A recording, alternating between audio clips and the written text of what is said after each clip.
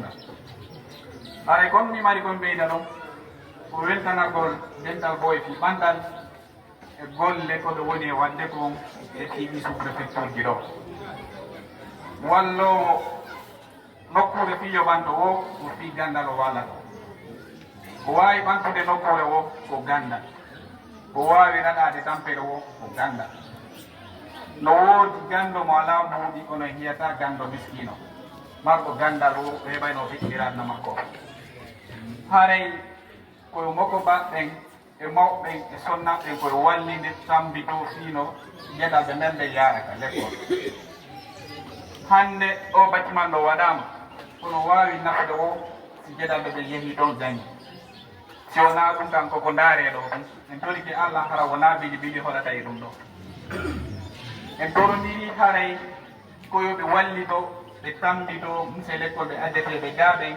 ɓe accueilla ɓe moƴƴa fiijo ɓe wawa deƴƴutude quand même ɓe wawa jannande e gueɗalɓe mum ɓe haray kadi andi ten école on ɗo o waɗama ɗo kono wona kuuba centre ɗo tan hutorta o fof école ɗo no woodi haray seppoɓe iwaka woɗɗo haray kadi pay koye janngowoy ga koye janngol maɓɓe ka flawa ɗo yango jannga ka flawa ɗo ɓuri moƴƴangol len sen ƴettiɓe en transféri ɓe naɓiɓe ɓe janngoyni nokkugo ka saare yimɓe ɓen innayi niveau ala ka flawa ga naɓen ɓiɓɓe men ɓen ka saare ɓe janngoye kono haray ko junno ɓe miijali ɓe junnaali miijo maɓɓe ngo si pay ko janngi ka flawa ɗo ƴette exemple iwowo pour a waddi sépara ɗo jannga so janngi ɗo a hoti collège so yehi ka saare o janngi so heɓoye mbuuɗi milliard ji ko etoto kono waɗira école pour a wajji fi pay koye pour a wajji koye ka seppi ko seppi ko ngannde kadi kono si tawi noon heɓaɗo o kaka saare woni janngude o yejjita yimɓe ɓen ka flawa ndaare wonɓe janngude ɗo ɓen fof si ɓe yehi ɓe yalti ɓe heeɓi ko gaaɓe adduto anndude kono noon jannguɓe ka saare ɓen e innataɓe ala en e wallitade kono ko ɓe yangiɓe ka flawa ɓurata en yurmede ko ɓe adduto en wallitade donc haray koyen wakkilo fayɓe ɓen tabita ɗo jannga mo heɓi sixiéme mani paasi septiéme mani ñoƴƴen ɓe ɗo ɓe jannga ɗo ɓe tampa ɗo haa ɓe wawa yaade ka saare ɓe réalisa si ɓe heɓi goɗɗum tun ko flawa ɓe adda ɗo anndude si ɓe andita ɓe darnay ka flawa si ɓe darna ka saare ko kadi ko sayi ɓe walli fayɓe ɓen ka saare ga si ɓe walla ka flawa haray en torodiri tambitagol monsieur l'école ɓen ga haa e hooreɓe ɓen ka deux haa e pay koye koye ɗo no arde ka l'école ara fayɓe ɓen heɓaali seeɗa fof ɓe yaltinaɓe ma ɓe ƴettaɓe ɓe naɓa. Monsieur le sous-préfet de Koba, Taro et Missira, Monsieur le PDS de Koba, Taro et Missira, Monsieur le DSEE de Koba, Taro et Missira, Mesdames et Messieurs, chers parents, chers enseignants, honorables invités, c'est avec une immense joie et une profonde émotion que je me tiens devant vous aujourd'hui au nom de l'association Dental Boy Fibantal, créée le 23 octobre 2016 à Conakry par les fils et filles de ces trois sous-préfectures, Missira, Koba et Taïwe. Cette association a pour objectif l'union, le progrès et le développement harmonieux du Grand Bové et de la préfecture de Télémélé en général. Elle s'investit dans les domaines ci-dessous: la promotion de l'éducation à travers la construction et l'équipement des écoles, la santé, les campagnes de sensibilisation, la protection de l'environnement, l'assainissement, les actions sociales et humanitaires, pour ne citer que celles-ci. C'est dans le souci du respect de son chronogramme qu'elle a entrepris le projet de construction de 3 salles de classe à l'école primaire de Koba Centre pour l'extension de 2022 à 2024 pour un coût de réalisation d'un montant de 135 543 000 francs guinéens. Elle a également réalisé d'autres actions antérieures, notamment la construction d'une mosquée à Missira en 2021 d'une capacité d'environ 50 fidèles pour un coût total de 131 927 500 francs guinéens. Plusieurs autres actions humanitaires ont été menées par cette association Dental Boy Fibantal pour soutenir des victimes de catastrophes naturelles et de personnes malades. Toutes ces actions ont vu le jour grâce à la contribution de l'ensemble des membres, ressortissants et résidents de l'association Dental Boy Fibantal sous le leadership de son premier président de l'association, Elhaj Misbah Doré de Boussoura, qui a présidé l'association de 2017 à 2021, et sur le leadership de son président actuel, M. Amadou Diarouga, qui est le deuxième président de l'association.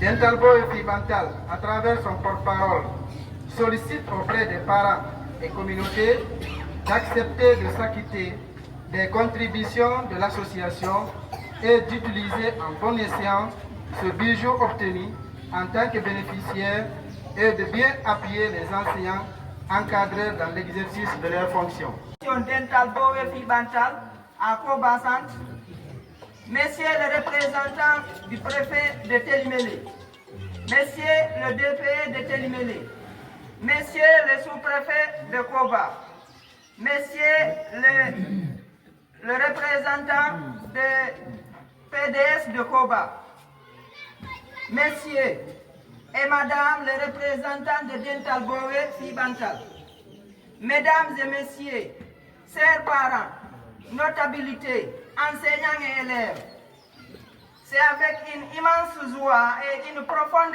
émotion que je me tiens devant vous aujourd'hui en participant à la remise des clés de ces bâtiments de 3 salles de classe. Un lieu qui, j'en suis convaincu, sera le berceau de nombreuses réussites, d'amitié inoubliables et de souvenirs précieux.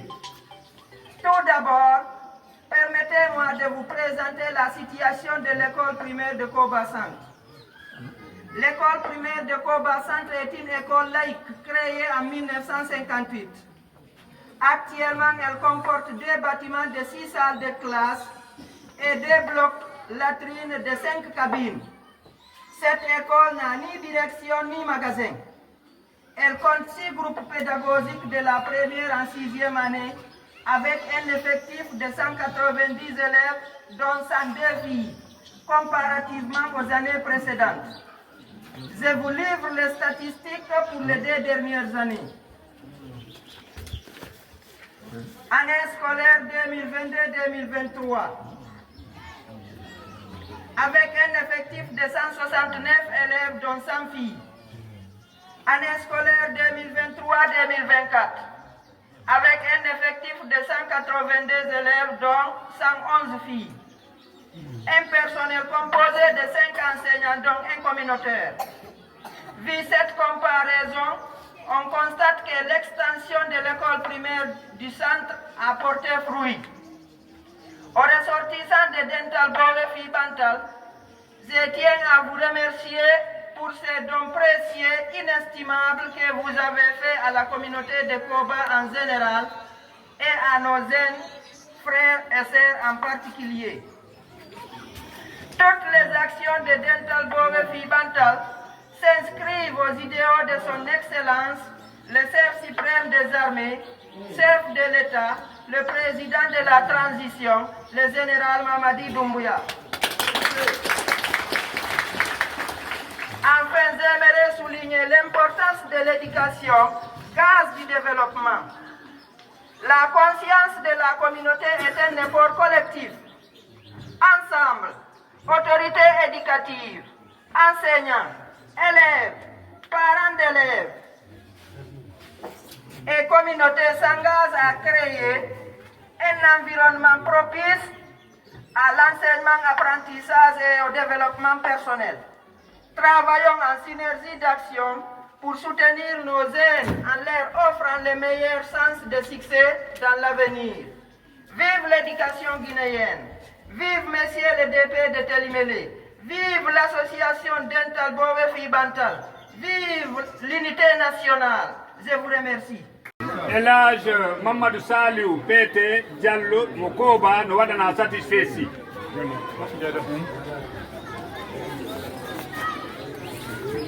Association des femmes de Koba bendon kadi no wadana satisfait. Suddi ben Koba no wadi association bendon kadi no weltana ba en andi be golli golle mabbe den ko dum do gollete. Hadja Mariam Diallo de Kompeta bendon kadi no wadana satisfait. Monsieur le DSE de Koba, ino weltana no waɗana satisfait si seede huwodiral ngal feewi. Le village de Donde Lopoy ɓe ɗon kadi no waɗana satisfait si seede ɓe huwodirama golle ɗen moƴƴi no ɓe faalirano. El Hadj Mohamed Diallo de Kompeta ɓen ɗon kadi no waɗana satisfait si. Monsieur Oumar Wuro Diallo de Donde Lopoy ɓen ɗon kadi no waɗana satisfait si. Oumar Wuro jonne enveloppe maɓɓe mbeɗen ka l'école ni Hadja Lamarana Diallo de Donde Lopoy ɓen ɗon kadi no waɗana satisfait si ka nder dental boy fi ɓantal e banggue ɗe golle ɗo. Oumar Wuro. El Hadj Souleymane Diallo de Boussoura no waɗana satisfait si témoignage des efforts fournis pendant le travail entrepris par Dental Boy fi Bantal. Hadja Mariama Saran Diallo de Boussoura no waɗana satisfait si. El Hadj Mamoudou Diallo de Darou Salam no waɗana satisfait si seede welo welo. El Hadj Abdoul Gadilou Diallo de Darou Salam no waɗana satisfait si seede welo welo. El Hadj Ibrahima Diallo de Darou Salam ɓen ɗon kadi no waɗana satisfait si. Monsieur Mamadou Alimou Diallo de Boye Foué. Oui. Wendu Foué. Wendu Foué. Bien. Mamadou Alimou Ken Ibrahima. Bien, ari. Satisfait si compétent ngar no waali ɗo. Ɓe hendi ke. Bien, aray ko ɗi satisfait si ji ɗo e Dental Boy fi Bantal waɗani huwodiraɓe ɓe tentinalngol ɓe vraiment ɓe weltaniɓe ɓe halfodiri ɓe fiiɗe golle koɓe jokki toujours fi ɓantal leydi men ndin e tarihoy Koba Missira. Allahumma salli ala seydina Mamadou wa sallam. Gollunduɓe weltike e nder huwodiral ngal ko atti kon haray e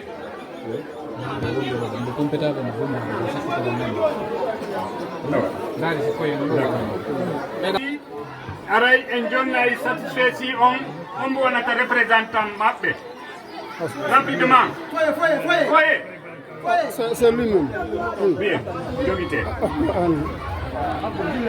aray village lenge wi on kadi no waɗana satisfait si tentingol ɓe weltike e nder huwodiral ngal ka nder Dental Boy fi Bantal lenge wi waɗe ka compétent ɗo bien compétent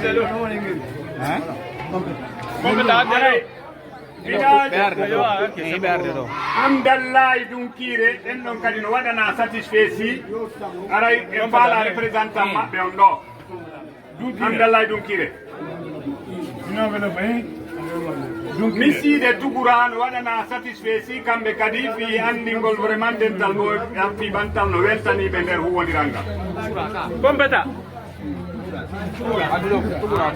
Kaluma Abudou no waɗana satisfait si ɓata kuru tentingoli ɓe weltana fi koɓe woni e wadde kon nder Dental Boy fi Bantal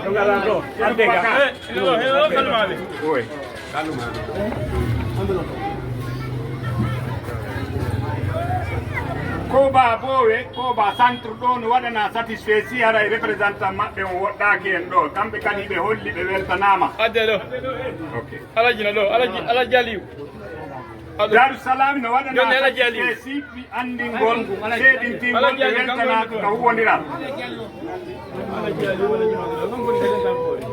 ɗo ko wona hoɗo waɗana ko aadenjo wiyeteɗo Mamadou Saliou Bari mo Koba ino waɗana satisfait si andingol vraiment imo golli golle ɗe o halfinade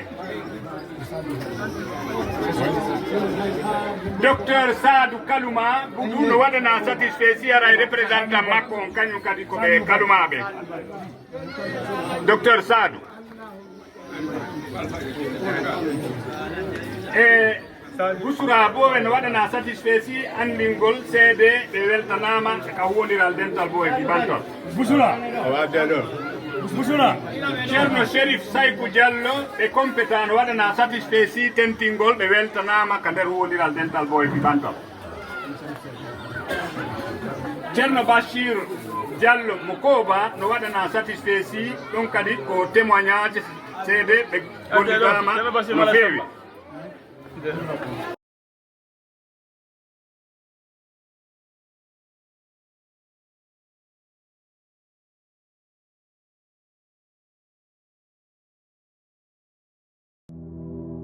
Créé le 23 octobre 2016, Dintal Bowe Fibantal est une association des fils et filles de Bowe qui prône le développement socio-économique et culturel de tout Bowe.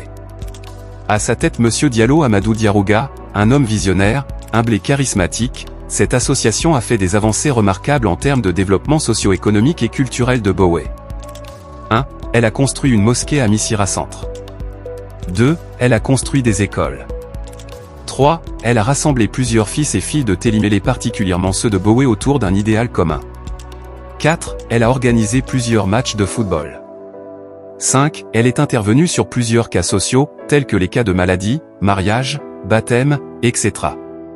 À date, nous vous informons de la finalisation de la construction d'une école de 3 classes à Kohoba Centre dont l'inauguration est prévue le 23 octobre 2024. Date correspondant au 9e anniversaire de Dintal Bowe Fibantal. À tous les ressortissants et résidents de Télimélé, à tous les ressortissants et résidents de Bowe, nous vous convions à cette grandiose cérémonie. Ensemble, relevons les défis.